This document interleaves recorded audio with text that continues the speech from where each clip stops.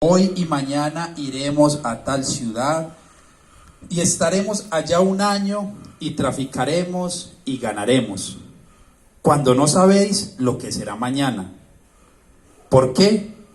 ¿Qué es vuestra vida?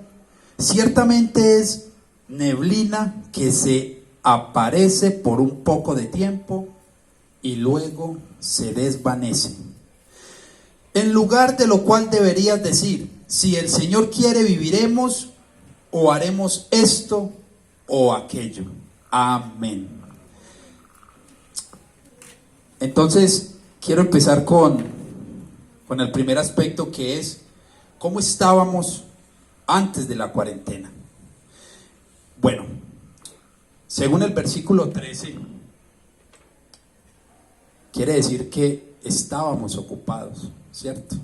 Demasiado ocupados, todos, porque la vida o nuestra vida cotidiana todos los días era con un solo afán. Vamos a ver cómo se va desarrollando esta enseñanza. A través del versículo 13, el texto nos muestra algunos apartes de cómo la gente hacía planes en esa época. Estaban ocupados, incluso se atrevían a decir: bueno, vamos a tal ciudad, quedémonos allá, pasaremos un año, negociemos y después arranquemos para otra parte, ¿cierto? Y déjenme decirle que eso no está alejado de nuestra realidad en este momento. Incluso en este momento ni siquiera hacemos planes de un año, como lo dice la Biblia, los hacemos más largos. Y quiero enfocarme en estudiar una carrera, 5 años, después seguir con otra. Entonces esa es la pregunta: ¿en qué estábamos ocupados? ¿En el trabajo? ¿En el estudio? ¿En los proyectos de vida? ¿Cierto? ¿Y es malo hacer esos planes? No, no es malo. Obviamente no sabemos, como lo decía ahora en un versículo, no sabemos hasta cuándo vamos a vivir, ¿cierto? Nuestra vida es efímera, nuestra vida en cualquier momento desaparece. Hoy está, mañana no. Pues no sabemos si vamos a vivir 60, 70 años. Entonces no es malo hacer los proyectos. Debemos planear nuestras vidas, obviamente. Pero entonces eso es lo que pasa, o nos pasa, en la actualidad, que nos dedicamos solamente a planear y a planear, pero entonces ¿sabemos qué va a pasar con nuestra vida? No. Lo dice el versículo 14: ciertamente nuestra vida es como neblina, que por un momento está y luego desaparece. O sea, tenemos el poder de decidir cuánto tiempo queremos vivir. Nosotros no tenemos ese poder. Nosotros no tenemos esa autoridad sobre nuestra vida. Nuestra vida hoy está y pues mañana no está. Y solo ocupábamos entonces nuestra vida en nuestros proyectos. ¿Qué hacíamos? Solamente estábamos ocupados. Y ahora yo pregunto: ¿estábamos haciendo bien las cosas? ¿Estabas consciente de lo que estabas sacrificando por ir en busca de tus sueños, de tus proyectos, sin saber si lo estabas haciendo de la manera correcta o no? Y vuelvo y digo, no es malo que proyectemos nuestras vidas. ¿Qué es lo malo? No tener a Dios presente en cada uno de nuestros proyectos, en cada una de las cosas que vamos a hacer. Entonces, si no lo estábamos haciendo de la manera correcta, ¿cuál es la manera correcta? Miremos según la Biblia cuál es la manera correcta. Dice el versículo 15: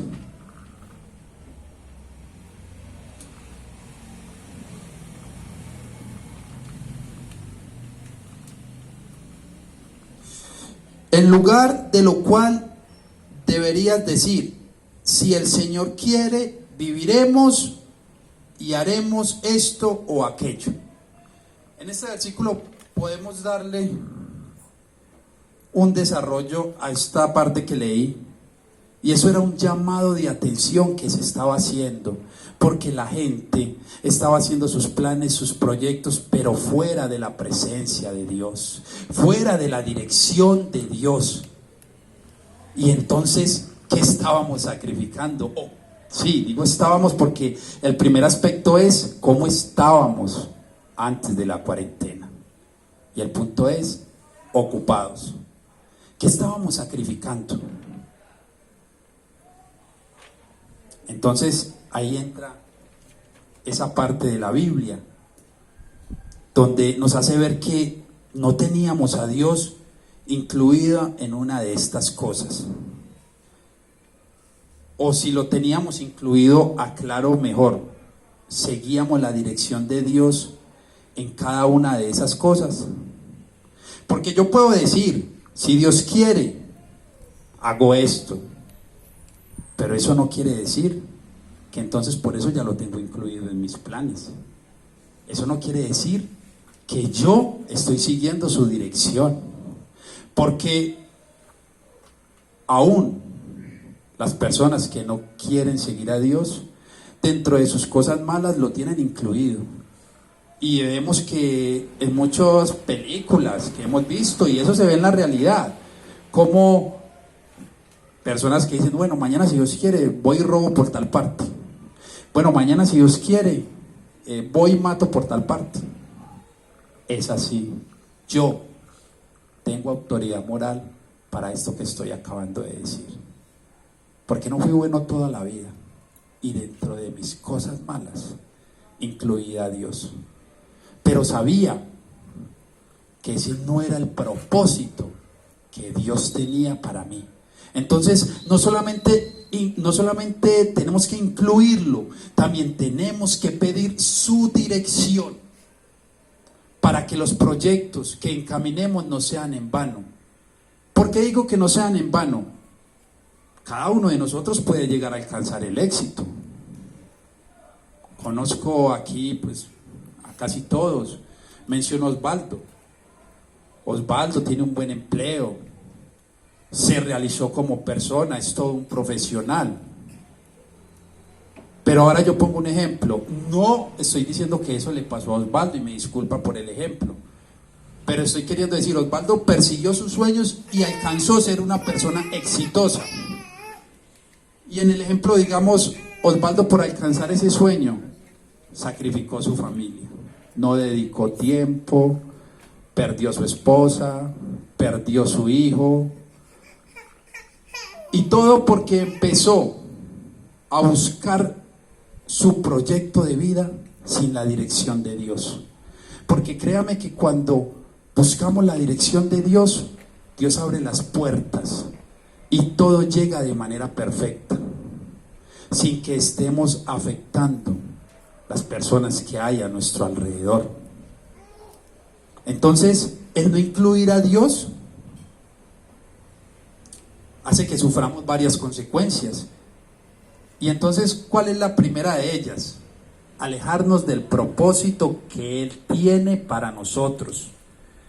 Y como lo decía, nos alejamos de nuestra esposa, de nuestros hijos, de nuestras madres, de nuestros seres queridos, cuando no buscamos la dirección de Dios. La gran mayoría acá saben que yo soy policía. A causa de eso me alejé de mi familia, pero sé que era el propósito que Dios tenía para mí. Eso, como era un propósito dirigido por Dios, Dios supo estar siempre presente ahí para llenar los vacíos en cada una de nuestras vidas y poder soportar esa ausencia o ese dolor que yo sentía por la ausencia de mi madre, o que mi madre sentía por la ausencia mía. Pero sabíamos que estábamos dentro del propósito de Dios. Pedimos la dirección de Él. Entonces es esto: no sacrifiquemos, ni nos alejemos, no sacrifiquemos nuestros seres queridos, ni nos alejemos del plan que Dios tiene para nosotros, solamente por no querer buscar su dirección, solamente por no acercarnos a Él. Recordemos que no es decir solamente si Dios quiere, voy a hacer esto o voy a hacer aquello. No, es entrar en la intimidad con Él, buscarlo a Él, pedirle que dirija nuestras vidas y nos ponga en el lugar que Él quiera que estemos. Después de haber escuchado esto, yo sé que cada uno de nosotros está en una actitud reflexiva. ¿Qué tal si en medio de esa reflexión, entonces le decimos: sí, Señor, yo reconozco que me aparté de tu propósito, que sacrifiqué, no sé, a mi mamá, voy a pedirle perdón a mi madre? Si estás sintiendo eso, lo que estés sintiendo en el momento, hazlo. Apenas te retires de este lugar, hazlo, porque el perdón libera. Yo he sido redargüido y Dios me ha hablado a través de este mensaje, y sé que tengo que pedir perdón. ¿Saben? El que yo esté acá es propósito de Dios. Esta palabra es propósito de Dios, y yo tengo que pedir perdón a mi familia por ir en busca de mis sueños. Entré en controversias con mi familia, entré en polémicas con mi familia, y hoy, después de varios meses, es el día en el que más cerca podemos estar. Y esto no lo planeé yo, ni tampoco es planeado con ellos el que yo les esté pidiendo perdón. Ellos no sabían. Hoy estoy acá porque tengo que pedirle perdón a esa mujer que hay ahí sentada, que es mi esposa. Porque por ir en busca de mis sueños, porque por ir en busca de querer acabar con mis deudas, sacrifiqué también la relación con mi esposa y con mi hija. Y hoy le pido perdón también a ella, porque por un tiempo, por no seguir la voluntad de Dios, lo perdí todo. Perdí mi casa, quedé en la calle. Y gracias primeramente a Dios y a ese ser tan maravilloso que llamamos madre, pude salir adelante. Pero el afán fue tanto que yo me metí en miles de cosas para poder pagar todas aquellas deudas que tenía, que habían sido producto de no querer buscar la dirección de Dios. Hasta que Dios me dijo, no hace mucho tiempo, hoy me está dando este mensaje, pero apenas hasta hace 8 días, me dijo: es que estás caminando por fuera de mi voluntad. Estás haciendo las cosas en tu fuerza, no las estás haciendo como debes hacerlas. Busca mi dirección. ¿Saben? La plata no lo es todo en la vida. Y para poderme encaminar en el propósito de Dios, además de pedirle perdón a mi familia acá presente, hace 8 días me tocó renunciar a varios negocios que tenían una muy significativa ganancia para mi vida. Me tocó renunciar a unos negocios que iban a acabar con mis deudas, pero ¿a costa de qué? De alejarme de mi familia, de seguir peleando con ellos, de alejarme de mi esposa, de seguir perdiéndola por la ausencia, de perderme esos maravillosos años y disfrutar a mi hija. No. Decidí renunciar a esa plata y confiar en Dios para que Él haga su voluntad. Que Él haga lo que tenga que hacer. Que Dios sea el que esté supliendo y abriendo las puertas para que mis necesidades se cubran.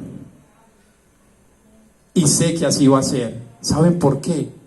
Porque quise encaminarme al proyecto de vida que Él tiene para mí, y Él no me va a dejar quedar en vergüenza. Y si tú lo haces, tampoco te va a dejar quedar en vergüenza. Como segundo punto, el primero era cómo estábamos antes de la cuarentena. Dijimos que estábamos ocupados y vimos este aspecto. Ahora, ¿cómo estamos durante la cuarentena? Son dos puntos que quiero tocar allí.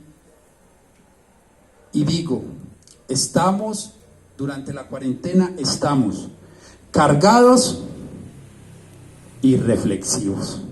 ¿Por qué cargados? Esta cuarentena no podemos negar que al inicio la tomamos como un paseo y se vio a través de los medios de comunicación. Mucha gente salió de las ciudades, se fueron hacia sus fincas y es un fin de semana y una cosa y la otra. Después la alargaron a 8 días y aún ni así nos volvíamos reflexivos, seguíamos planeando cosas por fuera de la voluntad de Dios. La gente seguía en sus planes, en sus rumbas, en sus fincas, violentando la cuarentena, arriesgándonos a cada una de las cosas que ello implica. Pero siguieron alargando la cuarentena, 15 días, 20 días. Ahí sí empezamos a sentirnos cargados. Ahí sí empezamos a tocarnos la cabeza. Señor, necesito trabajar para poder comer. Si no trabajo no como, si no trabajo no pago arriendo, no pago servicios. ¿Qué vamos a hacer, Señor? Ahí sí empezamos a cargarnos.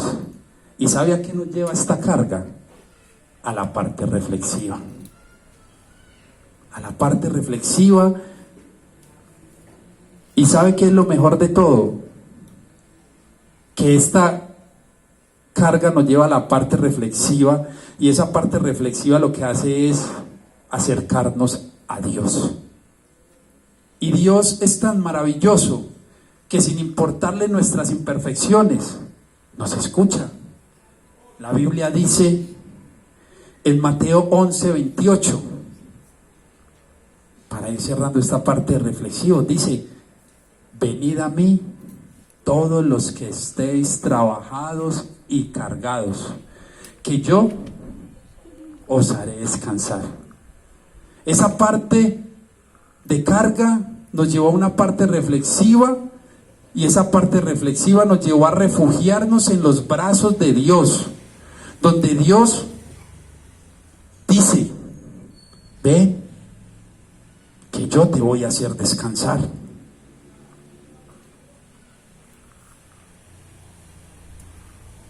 Cuando empezamos a sentir ese descanso, entendemos algo,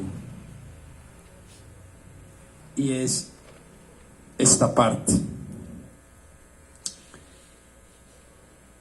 Mateo 11:30 dice: porque mi yugo es fácil y ligera mi carga. O sea, si nos acercamos a Dios, Dios responde y dice: porque mi yugo es fácil y ligera mi carga. Y entonces cuando entendemos esto, ahí sí empezamos a hacer las siguientes afirmaciones. Dios es bueno. Dios responde. Dios suple nuestras necesidades.